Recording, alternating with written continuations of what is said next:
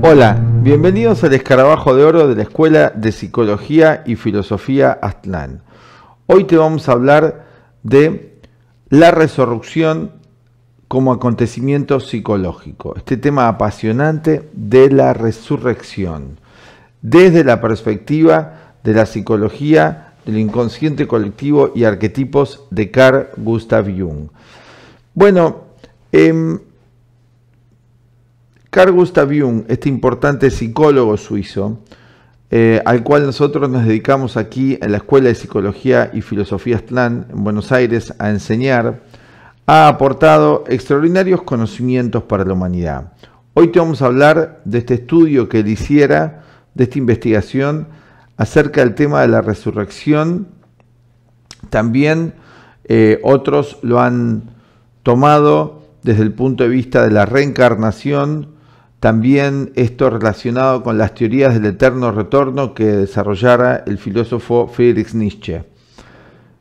Te vamos a hablar de este importante tema porque en la extensísima obra y trabajo que realizara Carl Gustav Jung en vida, desde 1900 aproximadamente hasta el año 1962, su fallecimiento, durante 6 décadas, Jung dejó un legado de conocimientos extraordinarios. Aquí tenemos uno de su obra monumental, de los volúmenes de su obra, en particular esta es La vida simbólica, del cual te vamos a leer algunas ideas en relación a este tema tan importante de resurrección. Vamos a tratar de explicarlo de un modo accesible al público, y esto va a estar profundizado, todo esto, en el curso de psicoterapia de Jung y de Cuarto Camino de Gurdjieff que vamos a dar online. Bueno, Jung popularmente es conocido hoy, se ha dado mucho a conocer el tema del libro rojo, este misterioso libro para la mayoría que él realizara a lo largo de más de una década de su vida, con dibujos extraños, muy pintorescos, artísticos, con escritos en latín, en alemán antiguo, donde los estudiosos de Jung, sus discípulos y él mismo, contara que este libro tiene que ver con su proceso de transformación interior, su relación con lo que él llamara lo inconsciente colectivo y los arquetipos que encontramos en todas las filosofías, en todas las metafísicas a lo largo del tiempo. Se habla de 3 nacimientos en el mundo de las psicologías o de la iniciación: un nacimiento físico, un nacimiento psicológico, un nacimiento espiritual. Bueno, Jung trata todo esto en su obra realmente de un modo extraordinario. Como decíamos, Jung fue conocido y hoy es conocido por el libro rojo, conocido también por el tema del uso del mandala.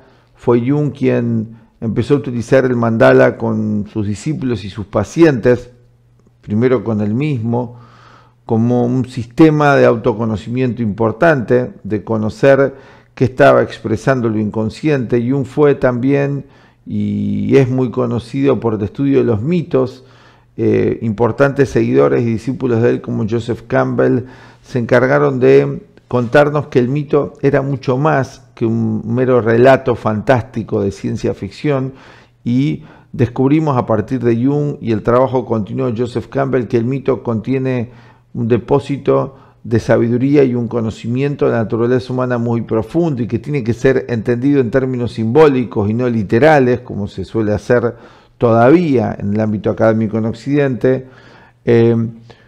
Muchos otros aportes de Jung en el campo de la psicología. Pero lo que a nosotros nos parece más interesante, por lo menos del legado que nos ha dejado, es ir y adentrarnos en su obra misma.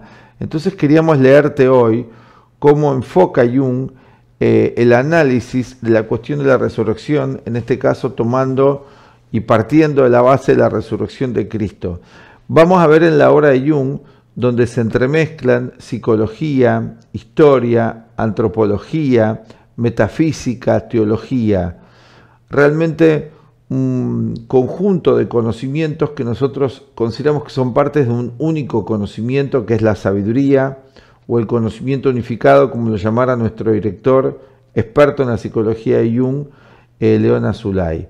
Nosotros consideramos que aquellos que puedan estudiar su obra, que puedan ir aprendiendo sus ideas, por eso estamos preparando y estamos dando un curso de psicoterapia de Jung, pueden encontrar respuestas a los más importantes temas de la vida y también explicaciones a los temas más superfluos de la vida también, y así desarrollar una nueva visión. Cuando nosotros hablamos de desarrollar una nueva visión, quizás esto no llame mucho la atención y no sea interesante para la mayoría, pero ¿qué implica desarrollar una nueva visión? Tenemos que dejar un poco nuestra visión tan materialista de la vida para darnos cuenta que si nosotros cambiamos la forma de cómo percibimos todo lo que experimentamos, tanto a nivel externo, de lo que experimentamos de los eventos de la vida, como si cambiamos nuestra visión de lo que experimentamos, de lo que nosotros mismos somos, de nuestro mundo psicológico, cambia nuestra vida. Cambia nuestra vida. Es moverse del lugar en el que uno está. Es como estar viendo un cuadro y tomo otra perspectiva. Para tomar otra perspectiva me muevo del lugar. Es poco habitual que los seres humanos realmente hagamos un movimiento del lugar psicológico. En general repetimos una y otra vez lo mismo, ¿sí? Con lo cual estamos muy identificados. Bueno, vamos a leer un poco para mostrarte qué extraordinarios conocimientos nos trae Jung y qué aportes importantes para aquellos que lo estudiamos, para nuestra vida y aquellos que lo pueden llegar a conocer también. Nos interesa que este conocimiento no solamente quede en los libros de Jung, sino se dé a conocer al gran público mundial y además, siguiendo una idea que Jung planteara, nos encontramos en una civilización en transición, algo que en las antiguas enseñanzas espirituales se llamaba el apocalipsis, un antes y un después, el fin de un ciclo histórico y el comienzo de uno nuevo. Y frente a eso aparecen grandes crisis, pidiéndole al individuo realmente una nueva visión. Y de eso te vamos a hablar. Bueno, vamos a leer un poco y a explicarte estas ideas que quizás sean de utilidad para vos y que te ayuden a entender el momento actual. Cuando yo leí esto, pensando en material para el próximo video que estamos haciendo, hoy leía esto, digo, qué actualidad extraordinaria que tiene esto que él escribiera allá hace 70 años, o que enseñara ya hace 70 años. Esto es totalmente actual. Estamos en esa situación, y en esta situación tan particular que a la hora de hacer este video, al momento de hacer este video, perdón, nos encontramos donde está un 70% de la población mundial o 80% de la población mundial viene de estar en un confinamiento desde hace 3 meses. Esto tiene gran actualidad para ayudar a entender por dónde viene la cuestión y cómo enfocarla de un modo más conscientemente para no perecer ni psíquica ni físicamente. Esto es muy importante. La psicología de Jung, me voy a atrever a decir, creo que nos brinda manuales de supervivencia extraordinarios. Y una supervivencia que no es solamente una supervivencia en cuanto a subsistir, es mucho más que eso. Es sobrevivir y trascender. O sea, la psicología Jung tiene estos elementos, así como también lo encontramos en las enseñanzas, en las doctrinas budistas o en la enseñanza de Gurdjieff, Cuarto Camino. Hoy también estaba leyendo algo de Krishnamurti, otro gran pensador de gran actualidad. Pero bueno, estos conocimientos no son masivos, a la mayoría no le interesan, pero cada vez más hay una masa crítica de la humanidad que está necesitándolos, y por eso, y esa es la función del trabajo que realizara quien a mí me transmitió todo esto, que es nuestro director, el filósofo Leon Azulay, donde encontramos necesario para una cantidad de gente a nivel mundial otro nivel de abordaje de todo lo que sucede, una nueva visión, como decíamos, un nuevo conjunto de ideas, ¿sí? Ideas, de prácticas, de vida. Así que bueno, de eso te vamos a estar hablando ahora. Vamos a comenzar entonces con el escrito de Jung y vamos a ir contándote un poquito cuál es nuestra comprensión de esto y qué aporte trae. Dice Jung, este es de este libro La vida simbólica, este es particularmente el volumen 18, y dice así: he tenido yo la suerte, voy a hacer un breve paréntesis, de que así como yo ahora les estoy leyendo, he tenido la suerte, la dicha de poder haber disfrutado, de haber recibido esta enseñanza también en lecturas, en grupos de análisis hermenéutico de la mano de nuestro director León Azulay, una y otra vez, donde me fue enseñando a lo largo de los años la comprensión de la obra de Jung, para luego, posteriormente, poder llevarlo a la práctica, a la propia vida. Porque las ideas de Jung no son teorías. Nosotros consideramos que Jung habla de la realidad misma, una realidad que se nos escapa, una realidad que está llena de proyecciones, llena de ignorancia, y bueno, aquí estamos entonces. Dice Jung, la resurrección como acontecimiento psicológico. Los hechos son perfectamente claros y están bien documentados. La vida en la tierra del Dios hecho hombre, hablando de la vida de Cristo, acaba con su resurrección y su transición al cielo. Bueno, este es el relato que todos conocemos, que hemos aprendido de la vida de Cristo. Bueno, los que lo conocemos, los que sean de tradición judío-cristiana, algo ya conocen de esto. En la mitología, esta es una creencia firme desde el principio de la cristiandad. Bueno, esto está relato, está en los 4 evangelios, ya saben ustedes la historia, que tras muerto, tras crucificado, Cristo resucita, lo van a buscar al lugar donde lo habían enterrado, en esta cueva, no lo encuentran, y a partir de ahí, en el relato surge el tema de la resurrección. Vamos a ver cómo Jung explica esto como acontecimiento psicológico. ¿Qué simboliza esto?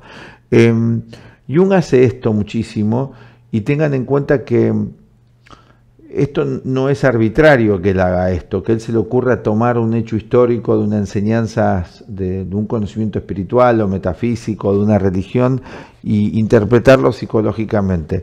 Porque, ¿sabían ustedes que todo el tiempo estamos interpretando? Piénsenlo, ustedes están todo el tiempo interpretando, al igual que yo, todo lo que experimentamos.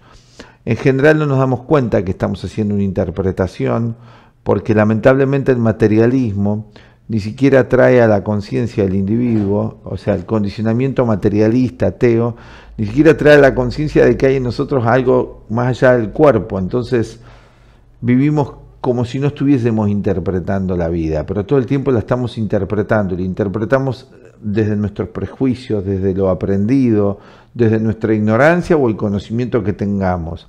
Así que Jung se dedica a investigar, a interpretar todo el acontecer humano, no es algo raro, porque todos lo hacemos, pero lo hacemos de un modo muy rudimentario, lo hacemos de un modo muy ignorante, lo hacemos de un modo muy lleno de opiniones. Entonces también esto lleva a acciones luego bastante erradas. Entonces, como decía el Maestro Jesús, la verdad os hará libre.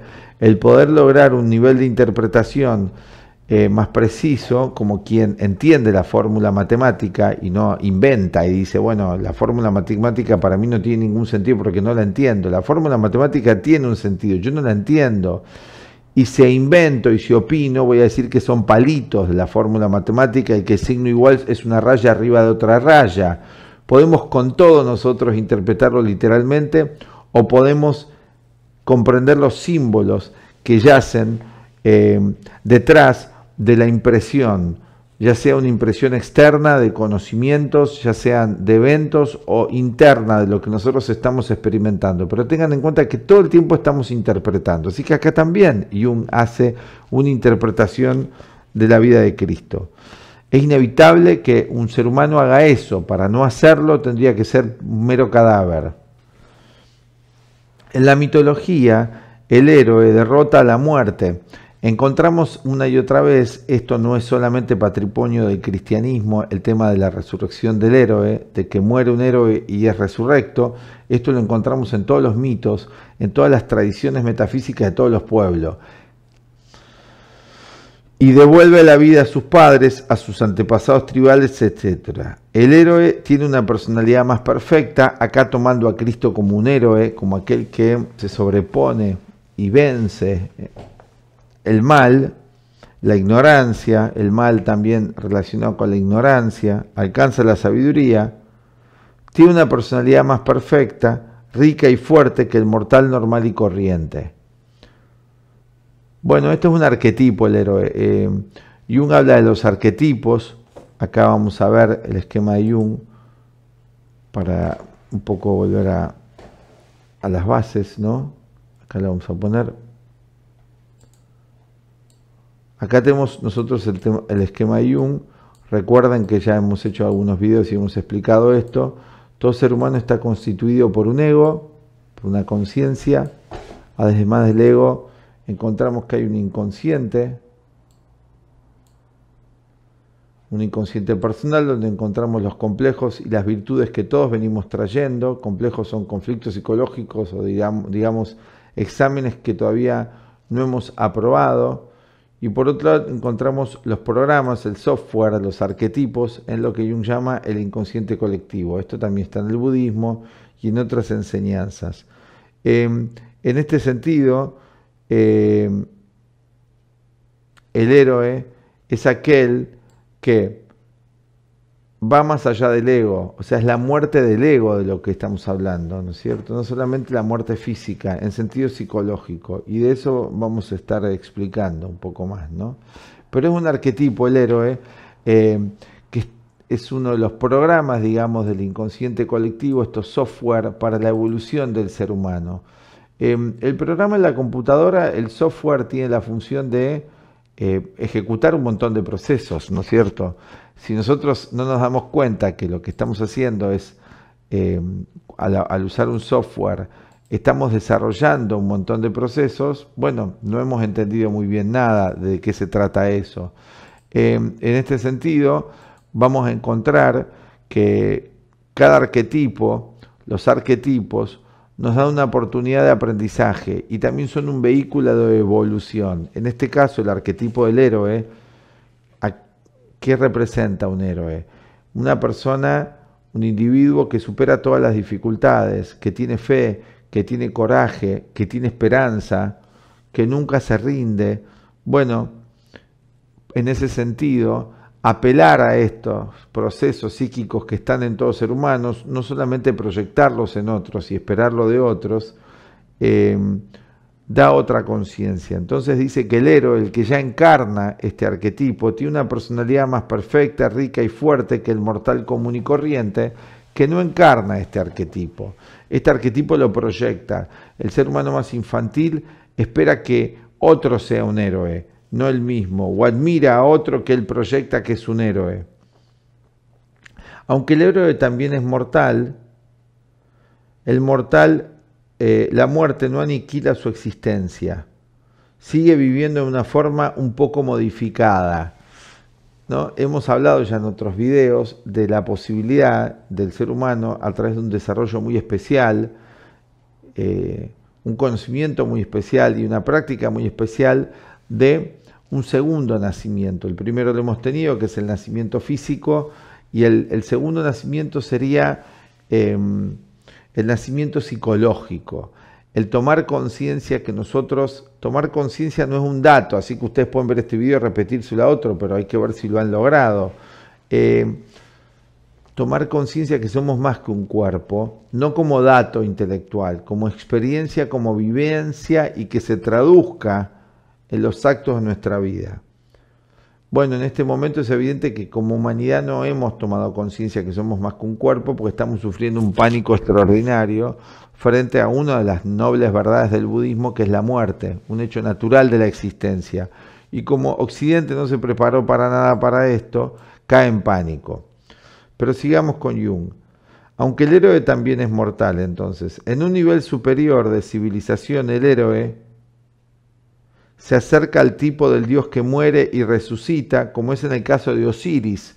En el mito de Osiris encontramos eso. Osiris, el dios Osiris, el héroe Osiris, es descuartizado, es asesinado por Set, que es su cuñado, lo asesina y lo despedaza y lo esparce en las 4 direcciones. Luego está la reintegración de Osiris, y acá entran en juego su hijo Horus e Isis, el eterno femenino, que es la esposa de Osiris. Encontramos acá el mito de Osiris, que también tiene paralelismo, y esto no pretende ofender la fe de nadie, ¿sí?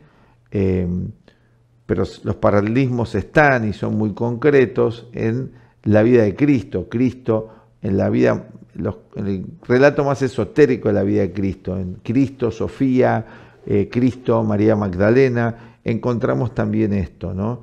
Y la creación de un hijo espiritual, en este caso es Horus, que Cristo también esto lo dice cuando habla y dice yo soy el Hijo del Hombre, un tema también importante que luego vamos a ir analizando. Que se convierta en la personalidad mayor de cada individuo, como el Cristo de San Juan, en el ser humano completo, o lo que Jung llama el sí mismo. Bueno, todos tenemos en nosotros lo que Jung llama el arquetipo del sí mismo. Acá esto lo voy a correr un poco para que lo puedan ver. Acá lo encontramos, ¿no? Lo voy a poner en pantalla. El arquetipo del sí mismo es el espíritu, es la conciencia superior que hay en todo ser humano y de la cual no somos conscientes y vivimos como si no existiese. El materialismo más bien rechaza todo lo que es espíritu, lo que es superior en el ser humano. No considera que hay nada superior en el ser humano. Lo que encontramos en el ser humano es el cerebro. Lamentablemente, esa es la visión tan elemental y básica del materialismo que no tiene fundamento más que prejuicios, ¿no? No se basa en un conocimiento, es más que nada prejuicio, ¿no? Bueno, sigamos. El sí mismo, el arquetipo central de la conciencia, el self, Jung lo llama el self, en el hinduismo encontramos que esto es el Atman, la conciencia superior en todo ser humano, que es el que crea al ego. El ego en la psicología Jung es un desprendimiento, digamos, es un satélite, este ego acá arriba, del self, del sí mismo. El yo real es el que sabe, es el yo superior que hay en todo ser humano. En el budismo se llama el Atman, en el hinduismo se le llama Atman, en el budismo se le llama la conciencia Rigpa, ¿sí? Carlos Castaneda lo llama el Nahuatl, en todos estos sistemas está. En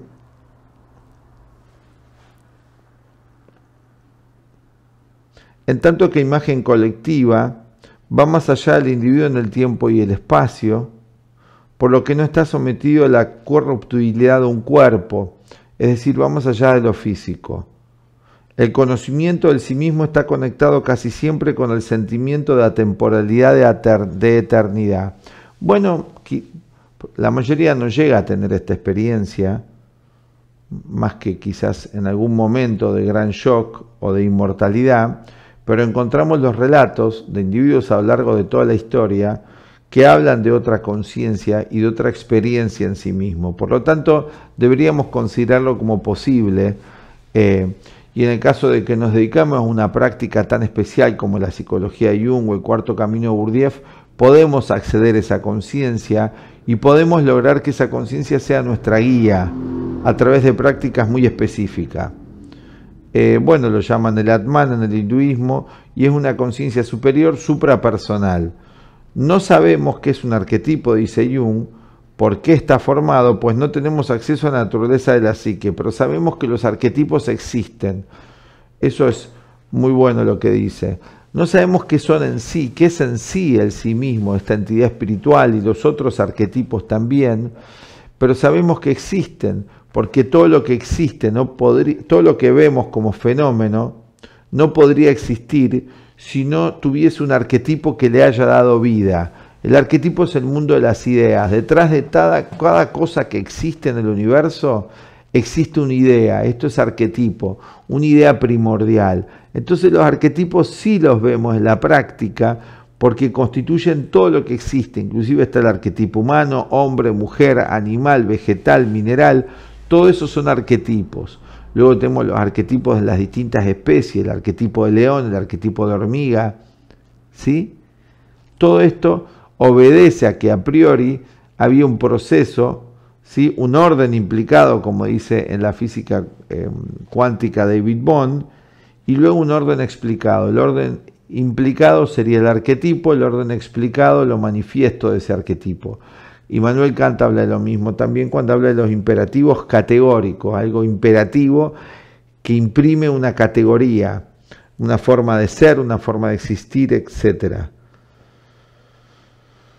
Bien, desde este punto de vista ya no es difícil ver hasta qué punto la historia de la resurrección representa la proyección de un conocimiento indirecto del sí mismo que había aparecido en la figura de un hombre concreto, Jesús de Nazaret, sobre el cual circulaban muchos rumores. En aquellos tiempos los viejos dioses habían dejado de significar algo. Estamos en un momento análogo.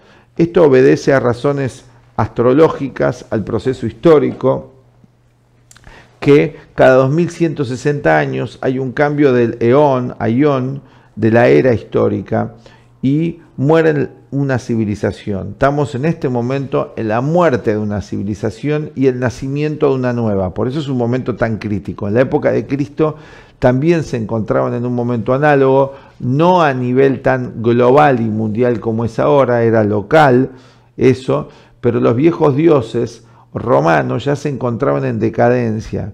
El monoteísmo también terminaba, el monoteísmo anterior. Entonces se necesitaba una renovación. Esto es la historia.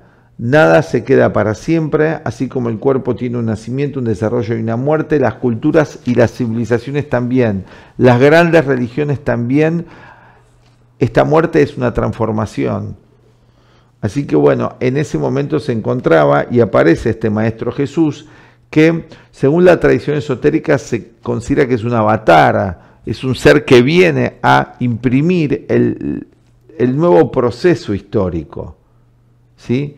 Que es una renovación de lo anterior vivificado, ¿no? Como dice Cristo, yo no vengo a abolir lo que decían los profetas, vengo a hacerlo cumplir, es una renovación. Es muy interesante porque esos datos lo da la enseñanza en los evangelios. En aquellos tiempos los viejos 12 habían dejado de significar algo, su poder ya había sido reemplazado por el poder concreto del Dios visible, del César. Bueno, como el ser humano siempre va a proyectar lo superior en algo, lo proyecta en lo que hay. Y a veces la proyección no tiene nada que ver con la realidad de el origen de la proyección. El origen de la proyección es un arquetipo. Por ejemplo, yo proyecto un héroe en una persona que no es heroica para nada, pero la proyección está. Proyecto, por ejemplo, en un profesional que va a hacer su rol idealmente y no lo hace. Proyecto que el abogado me va a defender de la injusticia. Pero eso es una proyección, porque ese es el ideal. Otra cosa es la persona que encarna eso. Si yo no me doy cuenta, si no soy consciente, si no hago un trabajo de autoconocimiento muy profundo, vivo de proyecciones. Y esto es muy común. Entonces acá dice Jung que la idea de algo superior o de Dios no puede dejar de proyectarse, sobre todo en un individuo que no tiene un desarrollo superior de conciencia, y lo va a proyectar en un sustituto. En este caso lo proyecta en el César.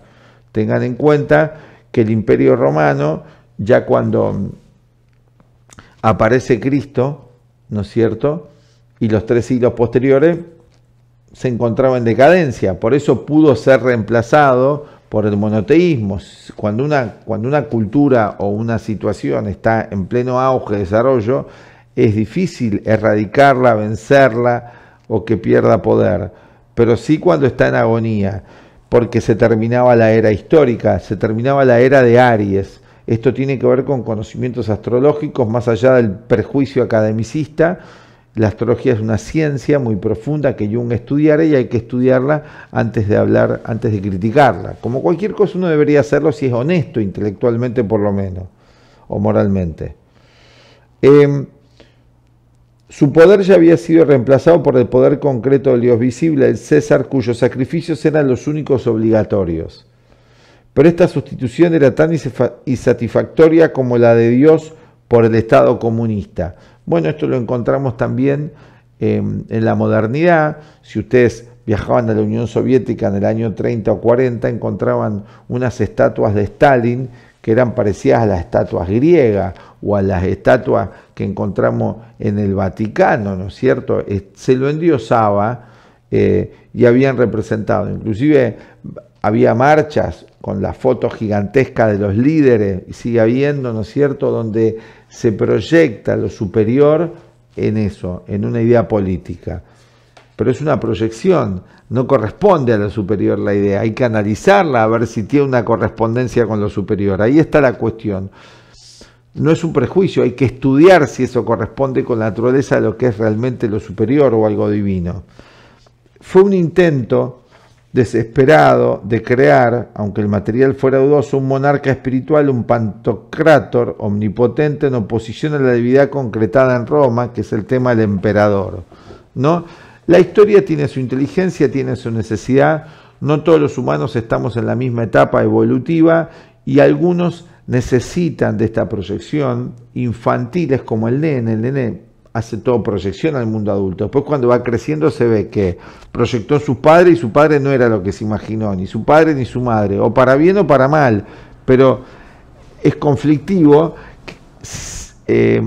si no tiene mucha conciencia y una educación especial, que se vaya siendo consciente de que el padre no era lo que imaginaba, la madre no era lo que se imaginaba, el profesor no era lo que se imaginaba, el héroe de fútbol no era lo que se imaginaba, el actor no era eso y el político menos todavía aún, que estaban todos muy alejados del arquetipo, del ideal. Si es más consciente, busca él encarnar el ideal y no exigírselo infantilmente acá y allá, por medio de proyecciones. Qué ironía, dice Jung, de la historia, la sustitución del César por el cargo pontifical de Pedro, porque tengan en cuenta que en el año 325 se quita la figura del emperador o del César y se pone la figura del Sacro Imperio Romano, donde el máximo, digamos, representante de Dios en la tierra pasa a ser el Papa. Esto sucede con el primer Papa Emperador Constantino y luego lo tenemos esto ya que gana poder en el siglo VIII con el Sacro Imperio Romano Germánico, donde todos se someten a la voluntad de este representante de Dios en la tierra.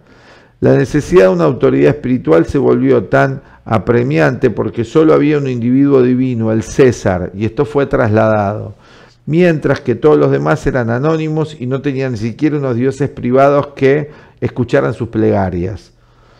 Así que recurrieron a la magia. Nuestra situación actual de proyección infantil, escuchen, pues esta es una idea muy importante, nosotros estamos agregando, acá no dice proyección infantil, pero Jung está desarrollando esta misma idea. Jung dice, nuestra situación actual es más o menos la misma, nos estamos convirtiendo rápidamente en los esclavos de un estado anónimo, no sabemos quién dirige por detrás, que es la autoridad suprema que gobierna nuestra vida, con nombres de grandes organizaciones, conglomerados económicos, multinacionales, bancos, etc. Detrás es anónimo y quién gobierna. El comunismo ha realizado este ideal de la manera más perfecta, que esto fue así en el comunismo. Hoy estamos en 1984, si ustedes leen esa novela, encontramos paralelismos extraordinarios y con esto mismo que está diciendo Jung. Jung ya hablaba de esto en 1910, antes que George Orwell publicara su obra. George Orwell publicó su obra en 1935 y ya encontramos escritos de Jung sobre esta temática del individuo absorbido por el Estado. En 1920 ya Jung escribía sobre esto. Por desgracia, nuestra democracia no nos ofrece unos ideales diferentes del comunismo, la democracia, que era la Guerra Fría enfrentada, que son dos caras de la misma moneda disfrazadas, ¿no? Que hoy las tenemos integradas en un sistema que para afuera es un sistema así como describe acá y por detrás es un sistema del poder económico. Que algo todavía tiene receptividad en la población porque el individuo proyecta, porque es inconsciente, porque es inmaduro, porque no sabe, porque es ignorante en última instancia, ¿sí? En organizaciones y personas que nada tienen que ver con lo que prometen. No hay en ninguna parte una autoridad espiritual comparable a la del Estado hoy. O sea, los eslogans que hoy se difunden son de carácter dogmático y son como los que tenían los antiguos dogmas que fueron criticados, de las religiones que estaban en decadencia, que eran profundamente dogmáticas, fueron profundamente criticadas por el materialismo de la Revolución Francesa y del iluminismo y de la era industrial, sin embargo, reemplazaron con nuevos dogmas, ¿no? Necesitamos urgentemente un contrapeso espiritual al concretismo en definitiva bolchevique. Necesitamos una vez más testigos contra el César. Miren cómo escribe Jung, alertando sobre este tema. Gente que despierte, que se dé cuenta, que no quiera vivir como esclavo, que quiera ser consciente. Los autores de los evangelios estaban tan ansiosos como Pablo por atribuir cualidades milagrosas y significados espirituales a ese joven rabino, Jesús, casi desconocido, que murió tras una carrera que tal vez solo duró un año. Sabemos qué hicieron de él, pero no si esa imagen tiene algo que ver con el hombre verdaderamente histórico, que ha quedado sepultado bajo una avalancha de proyecciones.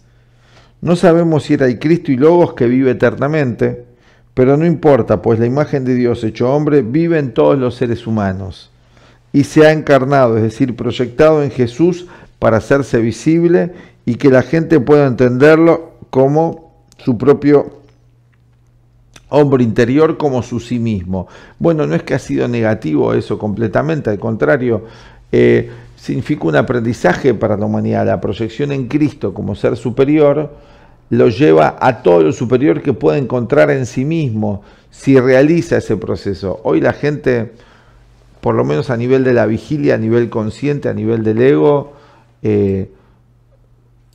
hay una importante parte de la población que dice no creer en nada, aunque cree en cosas, cree en el consumo, cree en el bienestar material, cree en su próxima vacación, etcétera, en la droga, en el sexo, en algo cree, pero no se da cuenta que eso es también un prejuicio. No se da cuenta. Es difícil darse cuenta y tener conciencia del piso sobre el que uno está parado, y el piso es nuestra propia mente. Estamos parados sobre nuestra mente condicionada. Si nos damos cuenta, esto puede implicar una libertad psicológica importante. Bueno, ¿qué más dice Jung? Así pues, habían recuperado su unidad humana, todo el mundo tenía naturaleza divina. Bueno, por eso tuvo una repercusión en algún punto y poder. Cristo les había dicho: sois dioses, y en tanto que tales eran sus hermanos, compartían su naturaleza y habían derrotado la aniquilación procedente del poder del César o de la muerte física. Habían resucitado con Cristo. Como somos seres psíquicos, no solamente físicos, y no dependemos por completo del espacio y el tiempo, es decir, que nuestra mente profunda está más allá del espacio y el tiempo. Y tenemos esa sensación a veces, ¿no?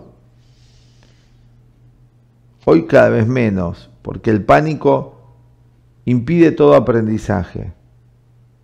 El temor que hoy están imponiendo en la gente es extraordinario, y la gente está muerta de pánico y se ampara en que el mensajero es bueno y que tiene buenas intenciones. O sea, hay una ingenuidad psicológica extraordinaria, ignorancia y también mucha sombra en esto, ¿no? No estamos sometidos totalmente a los poderes de la aniquilación, porque nuestra totalidad psíquica va más allá de la barrera del espacio y el tiempo, que es la realidad de lo psíquico del alma, que es atemporal. Mediante la integración progresiva de lo inconsciente, o sea, si hacemos consciente el inconsciente, tanto personal como colectivo, en el personal vamos a encontrar defectos y virtudes, darnos cuenta cuáles son nuestros defectos y cuáles son nuestras virtudes en sentido real y objetivo. Podemos también hacer consciente los arquetipos, los modelos para la evolución, o sea, estudiar y practicar qué necesita un ser humano, qué procesos tiene que aprender un ser humano para alcanzar un bienestar psicológico. Bueno, de eso te vamos a hablar nosotros en otros videos. Vamos a seguir desarrollando esto, pero nos parecía muy interesante. Aquí sigue esto mucho más, tiene muchísimas ideas muy importantes, pero siempre observamos y vemos que si podemos un poco escuchar, no solamente oír lo que estamos transmitiendo, puedo tomar algunas ideas y usarlas para mi vida y profundizar sobre ellas y desarrollar una nueva visión. Bueno, te estamos invitando justamente a nuestro próximo curso de psicoterapia Jung y el cuarto camino Gurdjieff. Va a ser un curso online de 4 clases donde vamos a ir aprendiendo en estas 4 clases iniciales una nueva visión del mundo, una visión que es a la vez nos amplía nuestra mente, al mismo tiempo es terapéutica. Bueno amigos, esperamos haber sido algún aporte, seguimos en contacto y aquí al final, para los que les interesa anotarse, les vamos a dejar el aviso del curso de la psicoterapia que vamos a dar. Pueden entrar en contacto con nosotros, va a ser en plataforma online en vivo, y si no pueden ver las clases en vivo ese día, que ahora tenemos comenzando ya uno, lo pueden hacer después grabado, porque dejamos las clases unos días para que ustedes las puedan ver. Desde Escarabajo de Oro de la Escuela de Psicología y Filosofía Aztlán nos despedimos hasta la próxima. Chao. Hola, desde la Escuela de Psicología y Filosofía Aztlán, con más de 56 años en la enseñanza de la psicología de Carl Gustav Jung, el cuarto camino de Gurdjieff y otros sistemas, te invitamos a nuestro curso de psicoterapia de Carl Gustav Jung y el cuarto camino de Gurdjieff, Ouspensky y Nicholl.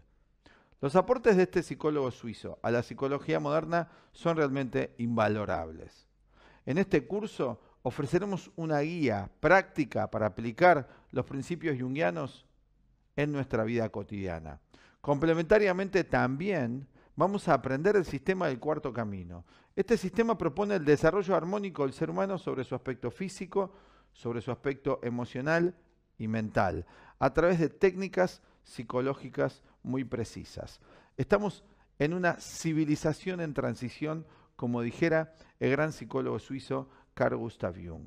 En este momento bisagra de la historia, estamos necesitados, muchos de nosotros, de herramientas muy precisas para ir a la raíz del conflicto y a partir de allí, con herramientas prácticas, salir como el ave fénix de las cenizas. Todos tenemos esa oportunidad. Y los principios de la psicología Jung, como los del cuarto camino Gurdjieff, ya hace más de un siglo empezaron a difundirse, tanto en Occidente como en Oriente, para brindarle al individuo, a la mujer y al hombre de hoy, una guía eficaz para comprender la naturaleza del mundo interior en el cual en parte vivimos, que es nuestro mundo psicológico, y el mundo exterior también en el cual vivimos. Es evidente hoy para muchos de nosotros que hay una relación inmediata entre lo que pensamos y lo que sucede allí en nuestra vida. Queremos vivir una vida mejor en lo social, en lo económico, en lo afectivo, en las relaciones. Pero para eso ya se hace imprescindible para algunos empezar a ver que aquello que sucede ahí afuera es efecto de lo que sucede aquí adentro. Si vos estás interesado en aprender, así como el cuerpo necesita de ejercicio físico para estar más sano, para nuestra mente también hay ejercicios muy definidos para que ésta pueda estar mejor, como dijimos antes, y en armonía entre el plano emocional, el plano mental, que afecta inmediatamente a lo físico. Bueno, si estás interesado en aprender más sobre estos sistemas realmente profundos, realmente alternativos a lo que se está ofreciendo y desconocidos para la mayoría en profundidad, te invitamos a este curso sobre la psicoterapia de Carl Gustav Jung y el cuarto camino. Vas a encontrar acá en nuestro video los teléfonos de contacto para que puedas averiguar bien más acerca de los temas que vamos a ir abordando y cómo es la dinámica del curso. Pero sí te podemos contar que el curso está estructurado en módulos de 4 clases. Vamos a tener clases semanales y en cada clase vamos a ir aprendiendo los principios teóricos y también cómo ir llevándolos a la práctica. Vas a poder ir avanzando y profundizando en módulos mes a mes si a vos te interesa. Ir comprobando la practicidad extraordinaria que puede tener en tu vida tanto el sistema Jung como el sistema del cuarto camino. El curso se ofrece en modalidad presencial para los que estén aquí en Buenos Aires, la República Argentina, ya que nuestra sede, nuestra escuela, aquí se encuentra en Buenos Aires, Argentina. Pero también ofrecemos para la gran cantidad de seguidores que tenemos en nuestro canal de YouTube, más los canales de Instagram, más Facebook, ofrecemos la modalidad online. Por primera vez vamos a dar este curso en modalidad online también, porque muchos nos los están requiriendo. Ya tenemos más de 100.000 seguidores en nuestro canal de YouTube y nos están pidiendo la parte práctica de lo que vamos transmitiendo en los videos. Semana a semana en la modalidad online vamos a hacer una transmisión en vivo donde vas a poder hacer las preguntas y manifestar tus inquietudes en relación a los temas dados. Así que bueno, estás invitado tanto de forma presencial aquí en nuestra escuela en Buenos Aires como en la modalidad online. Te esperamos. Chao.